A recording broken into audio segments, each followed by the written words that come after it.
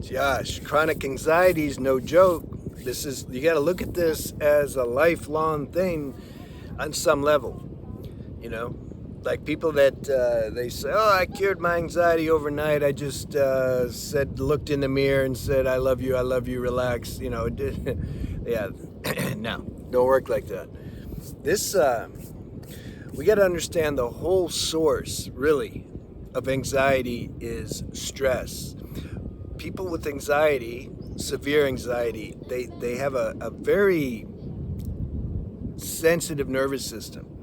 Stimuli affects them on a level that doesn't affect your average person. You see, something in the nervous system, it just the way it responds to certain stimuli in this fight or flight response, it creates this tension, this anxiety.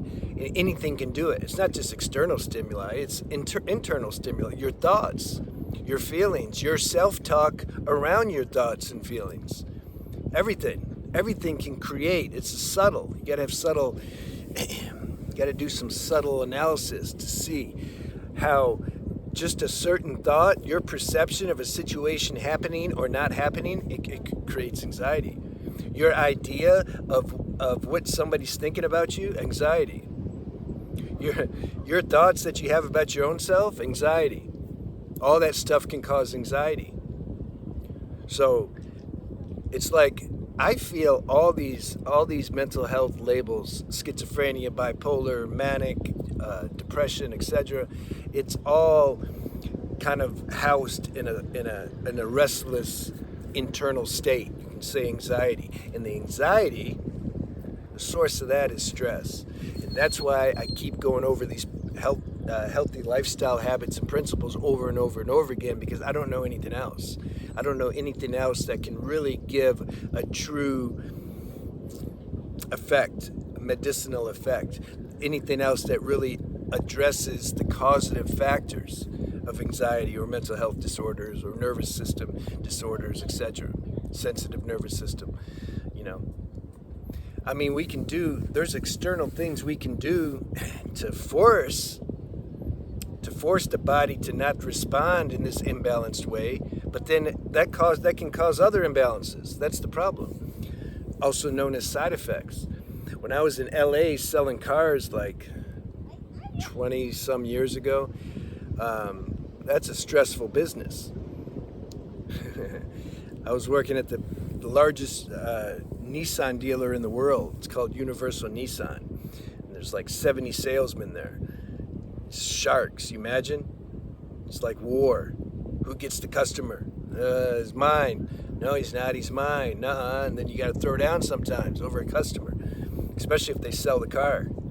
So you got my money. Anyway, that's a lot of stress. And it was causing me a lot of symptoms, you know. And what did I do? I went and started taking some Xanax.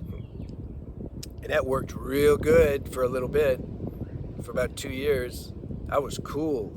I stand on the car lot. I call the customer. The way it works is whoever calls the customer first gets it. Meaning, like, if they're in a red car pulls in the parking lot, whoever says red car coming in, whoever says it first gets it. So, well, sometimes you say it at a similar time, that's when the fight happens. So in those instances, where the salesman's like, no, man, it's my customer. Even though I think I beat him still, I'd be like, all the best, man. Go for it. Good luck to you. Let me know if you need any help. Because I was chill. Customer didn't want to buy a car. I'd see. Normally the salesmen get frustrated after a while. And when a customer comes in the lot, because you want to sell them a car, you don't get paid unless you sell the car. And what does the customer always say? I'm just looking. So sometimes I'd get pissed off. They say, I'm just looking. I'd say, well, go stand on the side of the freeway and look. There's more cars. What are you doing here? But when I was taking my elixir, you're just looking? No problem. No problem. I'm going to stand over here. I'm going to let you look. And if you need any help, I'm right here for you. And don't buy a car today. You should think about it. Chill and relax. You don't want to pressure yourself, you know. That's how I talk. And you know what I did? You know what happened? I sold more cars that month than I ever did in my life. Anyway, at some point, this external pill that I was taking, it got toxic on me. That's the problem. You see, that always would happen. Because I experimented the hell with all these things when I was a kid and growing up and in my teens and early 20s, and I just couldn't do it anymore. It just never worked for me. It would get toxic after a certain point, meaning the anxiety would come back and it would be worse. And I can't stop taking, I'm addicted to this thing I'm taking. And then the withdrawals suck. And I'm like, okay.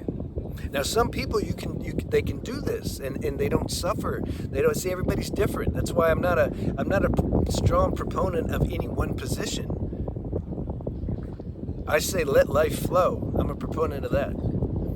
But some of you maybe who are overly sensitive like I was to these things, it's like, what are you going to do? See, that was my situation. What are you going to do? I got to find ways to buffer this stress because I knew stress was the problem. I had to take myself out of situations maybe that the normal person could be in, but because of my nervous system, it couldn't handle it. It would short circuit. See, this is why I bring in lifestyle habits in foods. People who are extra sensitive, certain foods, what we eat, what we drink, can have a strong effect on our organism, on our body, on our nervous system, on our mental health, because we're already sensitive. When you're sensitive to everything. That's the thing. You got to really look at your life and construct it, make your life you got to make it conducive for eliminating stress more than the so-called average person. You have to accept that. I made a video about accepting your particular situation. You got to accept it. That's the first step. You accept it. You're like, okay, I'm a little different. Okay, I accept that. What am I going to do? What are the things I can do to help with that? And people that don't understand that, or they give you slack, get rid of them. Don't hang out with them. And it's difficult sometimes, especially family. Family or close friends, they don't get it. I'm going to make a video on about how hidden pain or hidden suffering can be the worst. You see, because people don't get it. You're already feeling out of sorts, and then you're around people who you care about and you thought care about you, but they don't get it. So anyway, we got to take our lives back, and you got to construct your life in a way that's reducing stress. Look at all the categories: what you eat, who you hang with, what environment are you in, what do you do during the day? Are you doing things that are like causing pressure in your brain and creating more anxiety? Pay attention when your symptoms come. Pay attention more, like what causes them. But don't get too obsessed about it. See, there's a balance with all this, because people can get too, sometimes you just have, we don't know. There's unknown factors. There's factors, known and unknown factors. Maybe the alignment of the planets sometimes can just cause more anxiety. Full moon, for sure, can cause more anxiety. Not necessarily, but it can. So just concentrate on the things that when it's obvious. It's like, okay, this situation or this kind of thinking or this kind of perceiving, it causes anxiety, which causes symptoms. Be aware of that. Write those things down, and then stop. Try to not do those things.